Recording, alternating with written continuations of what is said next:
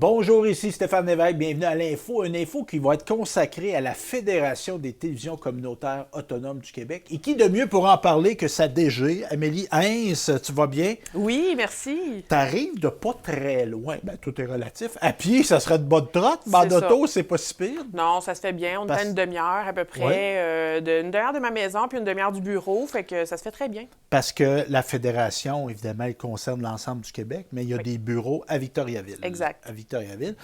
Puis juste pour que les gens apprennent à te connaître un peu, t'es-tu une ancienne DG de télévision communautaire? T'es-tu une ancienne animatrice? Qu'est-ce qui t'a amené à être DG de la Fédération? Non, bien en fait, j'ai déjà été sur le conseil d'administration de la télévision communautaire des Bois-Francs à Oui. Victoriaville.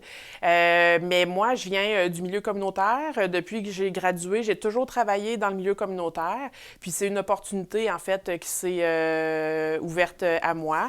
J'ai un ami qui travaillait pour la Fédé avant. Puis quand l'ancienne directrice est partie, il m'a contacté. Il a dit « Hey, Amé, ma directrice s'en va, puis je pense que ça, c'est une job pour toi. » Fait que j'ai dit « Ah ouais, ben je vais regarder ça. » Puis j'ai postulé, puis effectivement, ils m'ont pris. Puis ça fait déjà un peu plus que 11 ans que je suis là, puis je suis bien heureuse. Ben oui, ben ça se voit. Et là, juste pour préciser les choses, Fédération, donc un regroupement de télévisions communautaires. Oui. Des télévisions communautaires au Québec, nous autres, on n'est pas vieux, on est dans les plus jeunes. Il y en a une nouvelle qui s'est pointée depuis quelques années, mais on est dans les plus jeunes au Oui. Québec.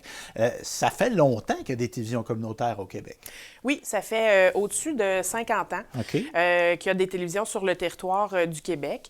Il y a eu des télévisions de câblo-distributeurs, donc on va dire des télévisions qui ne sont pas autonomes avant ça.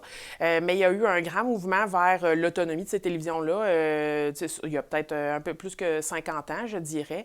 Il y a beaucoup de câblo-distributeurs qui, il y a 50 ans, ils ont commencé à fermer leur bureau de télévision communautaire un peu partout au Canada. Puis au Québec, ben c'était un besoin qui était qu'on considérait comme important, puis les gens voulaient conserver ça, donc les populations se sont pris en main, puis ont décidé de reprendre les télévisions communautaires pour en faire des télévisions autonomes.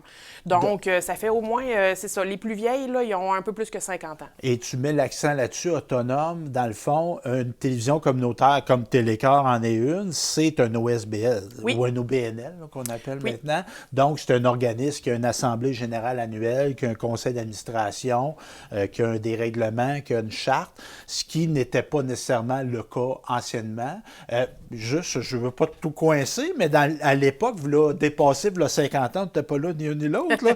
Mais est-ce qu'il y avait une obligation pour les câblo-distributeurs d'avoir des télévisions communautaires ou c'était une question de volonté de l'investisseur? Bien, en fait, c'est pas une obligation d'avoir une télévision communautaire. Par contre, dans les conditions de licence du câblo-distributeur, il y a une mention de la télévision communautaire. Donc, sur un territoire, s'il y a une télé communautaire, le câblo-distributeur se doit de lui donner une partie de son temps d'antenne. OK. Donc, c'est un droit à l'accès à la câblo-distribution. Donc, c'est sûr que les câbleux se sont dit, ben, tu sais, tant qu'à le donner à quelqu'un d'autre, nous, on va faire notre propre télé communautaire, puis on va faire de la programmation communautaire, puis on va s'arranger avec ça nous autres mêmes. Donc, l'argent reste un peu à l'intérieur de l'entreprise. Mais c'est là que, quand les télévisions communautaires sont arrivées, évidemment, elles sont complètement autonomes. Ça veut dire que c'est géré par la population. Tu l'as mentionné, conseil d'administration, assemblée générale. Donc, c'est vraiment la population qui est propriétaire, si on veut. On part des préoccupations de la Exactement. communauté. Et au niveau des effectifs, là, puis ça, on l'a dit, l'autonomie, parce qu'il y a des télévisions, moi, je l'appelle à mission communautaire, mais qui ne sont pas, qui n'ont pas un CA, puis qui n'ont pas un AGA. Mais nous, au sein de la Fédération, on a combien de télévisions? On est maintenant 42. OK. Donc, ça fluctue un peu d'une année à l'autre, mais jamais énormément. Donc, il y a des télévisions communautaires qui sont disparues, puis il y en a d'autres qui se sont créées. Donc, on est toujours resté autour de 40, je dirais, depuis que je suis là, moi, au moins. Puis, tu vois, c'est drôle parce que la semaine dernière, j'ai reçu 2 appels de personnes qui étaient intéressées à partir des télévisions communautaires OK. dans des territoires où il n'y en a pas, tu sais. Donc, Donc, ça pourrait augmenter parce que moi, je pense que c'est vraiment un besoin de plus en plus criant parce qu'il y a de moins en moins de représentation des communautés locales, des petites communautés dans les grands réseaux. Donc, ça pourrait très bien augmenter dans les prochaines années. Parce qu'on constate, bon, pour différents contexte, là, mais exemple, il y a eu un désengagement de certains réseaux de télévision. Fait que là, on se ramasse avec des déserts médiatiques. Oui. On ne sait pas ce qui peut... Tu sais, dans notre milieu, même si on a un village de 500 habitants, on est une MRC qui regroupe 5000 personnes, mais il y a des enjeux que Radio-Canada, TVA, puis les autres, même on peut parler de radio, on peut parler de journaux écrits, ne viendront pas couvrir, mais qui ont de l'importance pour ces gens-là. Donc, il y a des gens qui se mobilisent justement pour s'activer puis faire une représentation médiatique de ces milieux-là. Oui, exactement. C'est de se prendre en main puis de pouvoir combler un vide qui est apparu, tu sais, avec le désengagement, comme tu le mentionnes, parce que on s'entend, les nouvelles, c'est probablement une des programmations qui coûte les plus chères à produire. Fait que c'est souvent là que ça va être coupé en premier. Puis, nécessairement, ben c'est les petites localités qui vont en payer le prix parce que c'est sûr que ça va coûter plus cher envoyer quelqu'un un petit peu plus loin ou avoir une équipe sur place. Donc, c'est pour ça que la télévision communautaire est super importante parce qu'elle est enracinée dans son milieu. Puis elle est là pour rester. Fait que je pense que c'est ça. Ça va être peut-être une tendance qu'on va voir en augmentation. Et les enjeux, parce qu'évidemment, puis je pose une question, puis je connais sûrement la réponse. C'est quoi les enjeux? C'est les difficultés qu'on rencontre comme télévision communautaire, parce que le réseau des 42, il est très diversifié. Moi, je le constate, entre autres, parce que j'ai des collègues, puis je vois, tu sais, tu as des très, très, très petites télés, tu en as des plus grosses, tu en as qui ont beaucoup d'effectifs, il y en a qui marchent quasiment juste avec du bénévolat. C'est quoi les enjeux qu'on rencontre au niveau des télévisions communautaires? Bien, il y en a beaucoup. L'enjeu le plus commun, je dirais, c'est sûr que c'est un enjeu de financement parce que c'est pas évident de trouver du financement pour un média local. Si tu n'as pas accès à la publicité commerciale, comme les télévisions ne peuvent pas faire de la publicité commerciale pure, comme le font les grands réseaux, c'est sûr que tu peux pas vraiment aller chercher des montants d'argent de cette manière-là. Fait que c'est sûr que le financement, c'est toujours un enjeu, ça va le rester. C'est pour ça qu'on essaie d'aller chercher des fonds ailleurs, vers aller trouver du nouvel argent, finalement, pour essayer de financer la programmation communautaire. Mais c'est pas le seul enjeu. T'sais, c'est sûr que c'est celui qui, on va parler le plus, parce qu'on s'entend, c'est quand même crucial. Si une TV n'a pas d'argent, c'est extrêmement difficile de pouvoir fonctionner. Parce que c'est moins coûteux, bien, tout est relatif, mais c'est moins coûteux au niveau des équipements faire de la télévision que là, 20 ans, 30 ans. Il y a eu une démocratisation là, de l'accès à l'équipement, mais ça coûte quelque chose, ça prend des gens qui montent. Oui. Et on est dans un contexte, je dirais, de concurrence. T'sais, les gens sont habitués à une certaine qualité des grands réseaux. Oui.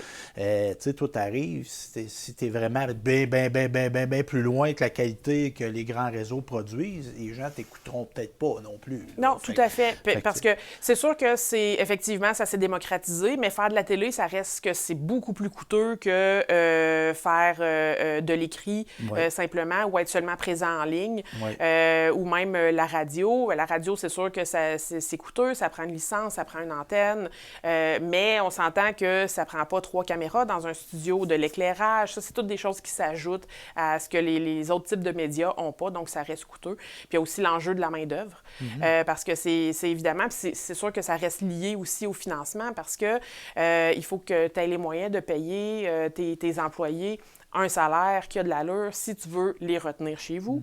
Il faut trouver des employés qualifiés parce que souvent, dans les télévisions communautaires, surtout dans les petits milieux, ça va te prendre quelqu'un qui va être capable de tout faire, qui va être devant et derrière la caméra, faire du montage, faire de la mise en onde. Ça court pas les rues, ça, là. Puis quand il y en a, ben ils vont être recherchés par bien d'autres personnes. Là. Souvent, comme tu dis, au niveau de la rétention, tu peux pas offrir ce qui est offert nécessairement dans le privé ou dans la télé publique. Fait que là, tu es en concurrence, puis tu n'es pas à armes égales non plus. Là. Non, exactement. Puis ça, on va le voir quand même régulièrement. Là, des journalistes qui sont embauchés par les télévisions communautaires, ils font une super bonne job. Ils vont être recrutés par Radio-Canada, par TVA, parce que sont bons, sont venus faire leur école à la télévision communautaire. Mais après ça, c'est sûr que ça va être difficile de concurrencer les salaires et les avantages sociaux qu'eux autres peuvent leur offrir. Là. Puis on a un volet dans une mission de télévision communautaire de former la population. Oui. Donc, on a dans des télévisions communautaires des gens qui sont en développement, là, au niveau de l'animation, au niveau de la caméra, devant et derrière la caméra. Ça fait partie de l'ADN de la télévision communautaire, cet aspect-là. Oui, absolument. Puis je pense que c'est comme ça aussi que les TV communautaires réussissent à rester pertinentes puis à produire du contenu parce qu'ils vont s'allier avec les gens de la communauté, les organismes, mais aussi des bénévoles qui, eux autres, ça va leur intéresser de venir produire du contenu pour la télévision communautaire. Fait que c'est sûr que ça, c'est une richesse vraiment exceptionnelle pour nous. Puis les autres, ils n'ont pas ce genre de travailleurs-là qui viennent donner du temps. Oui, qui sont ancrés dans leur milieu. Exact. T'sais, moi, des fois, je dis, quand je recrute quelqu'un, quand je fais participer quelqu'un à la télévision communautaire, dis-moi, l'aspect technique, si tu ne l'as pas, c'est pas grave, mais que tu connaisses ton milieu, ça va compenser peut-être. Ça s'apprend, la technique. Mais quand tu connais ta place, ça ne s'apprend pas. Oui, exactement. Puis pour ça, c'est extrêmement important parce que pour le contenu, c'est là que on vient vraiment se démarquer des autres parce que nous, on travaille avec les gens du milieu, tu l'as dit, qui connaissent les enjeux, les personnes, à qui parler, de quoi il faut parler, qu'est-ce qui intéresse le monde. Fait que ça, c'est extrêmement précieux aussi. Puis c'est des choses qu'on va moins retrouver dans les grands réseaux où, tu sais, les journalistes vont se déplacer une journée ou une couple d'heures juste pour venir faire une entrevue, mais ils n'ont pas cette connaissance-là du milieu. Donc, je pense que le contenu qui est produit par la télévision communautaire est extrêmement pertinent, entre autres pour ça. Je voudrais que tu reviennes sur l'aspect réglementaire, parce que, tu sais, une télévision communautaire, c'est régi par bien des affaires, puis il y a une particularité, entre autres, il y a le gouvernement du Canada qui est impliqué via le CRTC. Oui. Tu parlais de publicité tantôt. T'sais, on ne peut pas, exemple, sur Télécart, vous voyez de la publicité de temps en temps, mais on ne peut pas avoir, exemple, de la publicité qui va vendre quelque chose directement. T'sais, ne manquez pas Super Aubaine 2 pour 1 sur la pizza au restaurant du coin. Non. On n'a pas le droit de faire ça. Non. Puis pourquoi nous, on n'a pas le droit, puis exemple, des médias publics ou privés ont le droit? Je ne veux pas te coincer avec ça, là, mais c'est parce que c'est des zones publiques. Non, c'est vraiment, je pense que c'est une décision historique qui avait été prise, puis c'est pour pas concurrencer les réseaux privés qui, eux, vivent de ça, la publicité commerciale. Puis en même temps, on a accès à des sources de revenus, des subventions du gouvernement, du ministère de la Culture, entre autres, qu'un privé n'aurait pas accès. Oui, et le fait que aussi le câbleau-distributeur, dans la plupart des cas, c'est sûr que c'est pas toutes les télévisions communautaires, mais probablement 95 % le câbleau-distributeur va donner une partie de ses revenus bruts pour financer la TV communautaire. Donc, c'est sûr que s'il fait moins de revenus parce qu'il vend moins de publicité, bien, ça va venir impacter aussi les revenus qu'il va pouvoir donner à la télévision communautaire. Donc, je pense qu'il y a ça, puis c'est sûr qu'il y a des lobbies du privé pour dire, écoutez, on ne voudrait pas qu'ils viennent nous concurrencer parce que sinon, ça ne ferait plus de sens au niveau de nos revenus. Mais en même temps, je dirais qu'aujourd'hui, on a bien vu depuis une dizaine d'années que le modèle commercial traditionnel de la TV, la radio puis les journaux qui était basé sur la publicité ne fonctionne plus. Non. Donc, je pense pas que c'est une solution non plus à court terme pour nous d'avoir accès à ça. C'est plus là qu'aller l'argent. Non. Puis on a perdu une belle visibilité. Là. Moi, oui. Ça nous a impacté. T'sais, je vous invite souvent à dire, allez sur les amis de Télécar. On a comme trouvé une manière de recréer une page Facebook. Mais c'est ça, on a été bloqués. Toutes les télévisions communautaires. Nous autres, on était dans la deuxième gang. Je pensais qu'ils nous avaient oubliés, mais ils nous ont pas oubliés. Fait qu'on a perdu une grande visibilité. Puis des télés qui ont peu de moyens. Et cette visibilité-là, elle ne sera pas remplacée.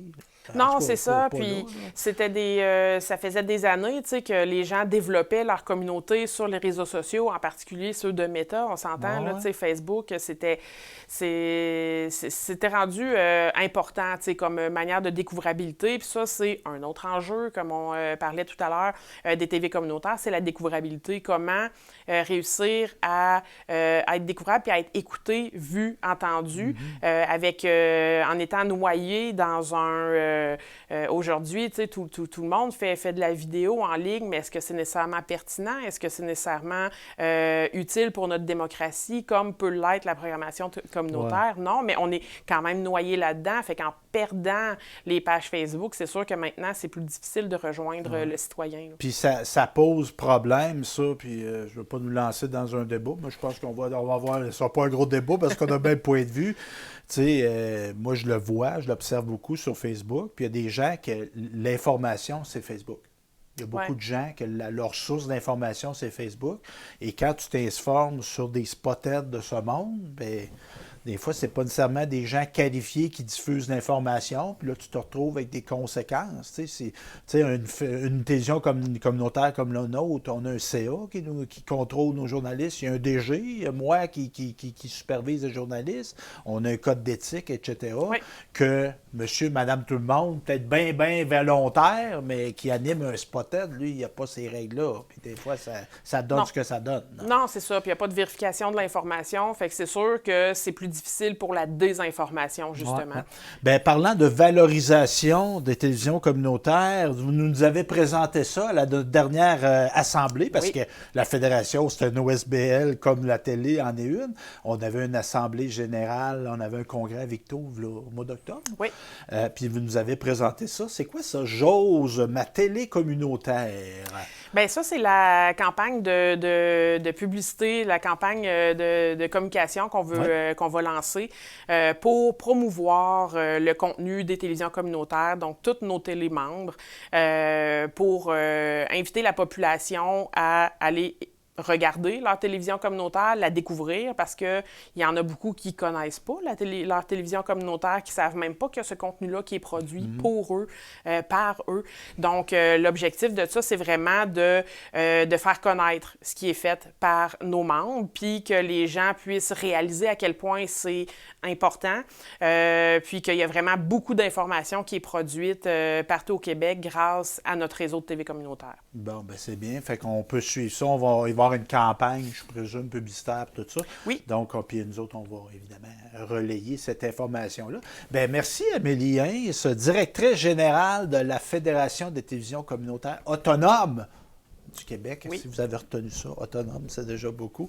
Bien, merci. Puis merci pour le soutien que tu apportes aussi, que tu as apporté et que tu apportes à Télécœur. Merci beaucoup. Ça fait plaisir.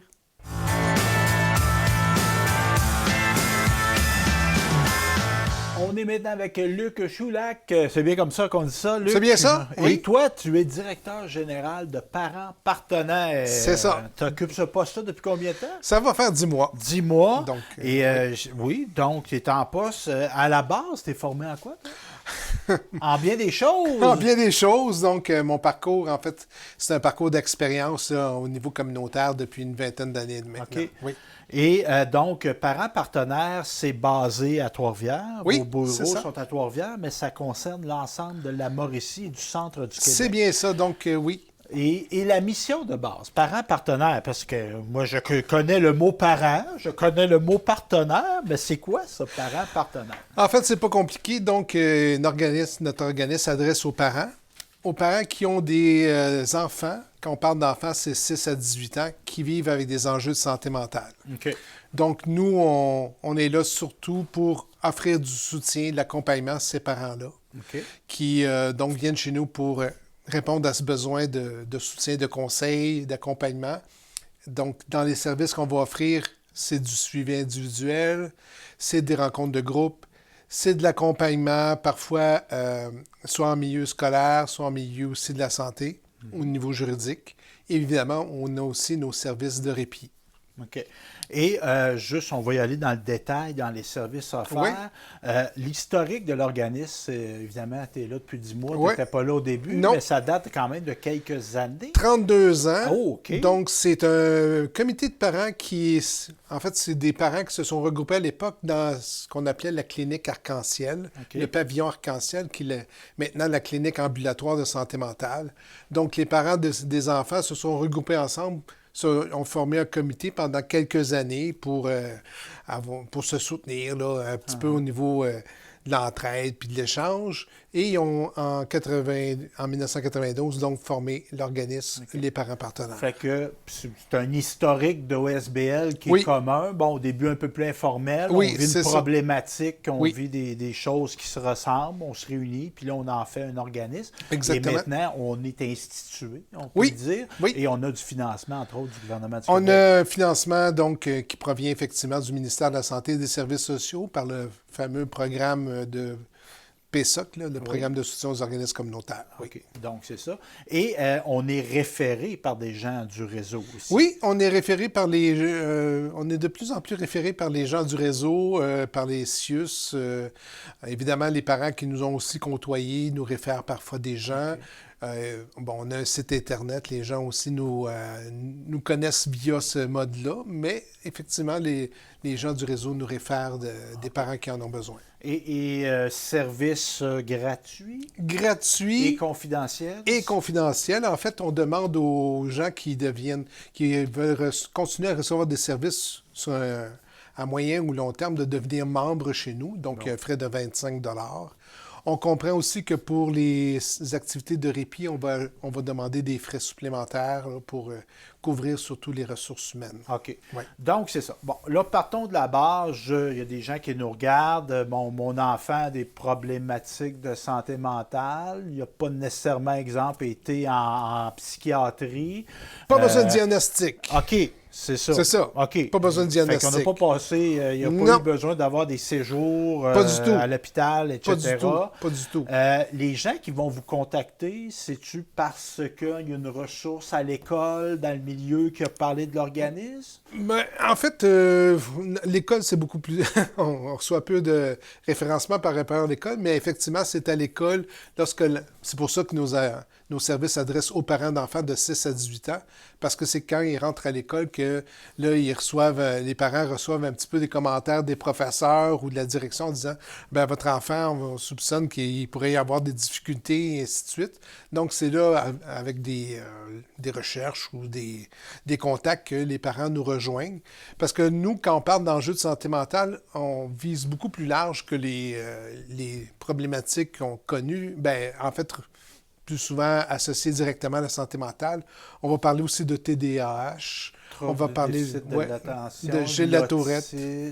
L'autisme par la bande. Okay. L'autisme par la bande. Évidemment, il y a des organismes beaucoup plus spécialisés que nous qui interviennent auprès des enfants et des parents de personnes autistes. OK.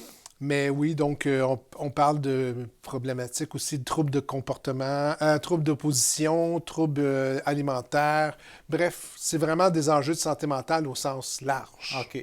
Et là, vous avez des gens spécialisés parce que toi, tu es un permanent. Oui, oui. Des membres de l'équipe? C'est ça. Donc, actuellement, on est 4 employés permanents. Okay. Donc, il y a moi, j'ai un adjoint et on a 2 intervenantes. Okay. Donc, qui sont là à temps plein. Auxquels s'ajoute évidemment pour nos samedis répit, parce que c'est les samedis qu'on offre du répit une fois sur 2, des animatrices, des étudiantes là, qui s'ajoutent à notre équipe. Donc, moi, je reviens à mon parent, mon enfant a un diagnostic, en tout cas, on vit certaines problématiques, il n'y a pas de honte à demander de l'aide. Non, donc, pas du on tout. peut appeler à parents partenaires. Oui. Comment ça va s'amorcer la démarche? Y a-t-il une ouverture de dossier? Effectivement. Okay. Effectivement. Donc, c'est vraiment du soutien personnalisé, c'est-à-dire que le parent nous appelle, donc à notre numéro de téléphone, et puis là, on jase avec lui. on jase avec le parent, c'est quoi sa réalité, c'est quoi la difficulté qu'il rencontre avec son jeune, c'est quels outils, c'est quels conseils qu'il aurait besoin. On établit un plan de match, un plan d'action, une ouverture de dossier avec lui. Puis là, on établit un petit peu avec lui le cheminement qu'il va avoir. Habituellement, c'est du soutien, d'accompagnement qui est fait de façon sur du court terme. Là. Okay. Quelques rencontres, on établit avec le parent le plan de match et tout ça, mais avec d'autres parents, c'est du plus long terme. Donc, c'est vraiment personnalisé. Puis juste de pouvoir avoir des gens qui nous écoutent, oui. qui nous comprennent, mais aussi qui vont nous synthétiser, vont nous vulgariser l'information. Parce que des fois, il y a des ressources qu'on pourrait avoir accès, mais c'est tellement complexe, en tout cas d'un regard extérieur. Oui. Quand tu sais, le CIUS, on parlait du CIUS, qu'est-ce que ça veut dire, CIUS? Juste ça en partant. Mais tu sais, Puis il faut parler aussi des délais d'attente qui sont longs. Là. OK. Fait que c'est ça. Donc, vous autres, vous allez être comme des facilitateurs. C'est ça. Okay. Exactement. Puis, tantôt, tu me parlais d'activités. Bon, activité de répit. Ça, c'est le samedi. Dans le fond, je pourrais, en tant que parent, aller porter mon enfant à une activité. C'est ça. Donc, je vais pouvoir en fait, me reposer pendant ce temps-là. Ou faire autre chose. Faire autre chose. Donc, c'est une dizaine d'enfants qu'on reçoit, comme je l'ai dit tantôt, un samedi sur 2 pendant l'automne et l'hiver. Puis l'été, on a notre camp de jour spécialisé pour qui s'offre aux enfants aux enfants de ses parents. Évidemment, ça implique d'être membre chez nous, puis que évidemment, on a quand même un nombre limité qu'on peut quand même accueillir vu nos ressources et notre espace. Là. OK. Puis, si on veut en apprendre davantage, évidemment, là, on a parlé une dizaine de minutes ensemble, je n'ai pas la prétention d'avoir fait le sujet, mais si on veut en apprendre davantage, comment on vous contacte, parents partenaires? Donc, la meilleure façon de nous rejoindre, c'est par notre numéro de téléphone, 819-840-2969. On a aussi un site web là, qui explique de façon très complète nos services et nos activités. Oui, merci. Donc, il explique très bien nos services et nos activités. Alors, j'invite les gens à aller consulter notre site web, parentspartenaires.com, parents avec un S, parents partenaires avec un S. Pas dur à retenir. Non. Donc, c'est ça. Ben merci, Luc Choulac, directeur général de Parents Partenaires. Donc, vous avez des enfants de 6 à 18 ans qui ont des problématiques de santé mentale. Bien, ils sont là pour vous de façon gratuite et confidentielle. Voilà. Très important. Bien, merci d'être venu. Merci à toi, Stéphane. Bye.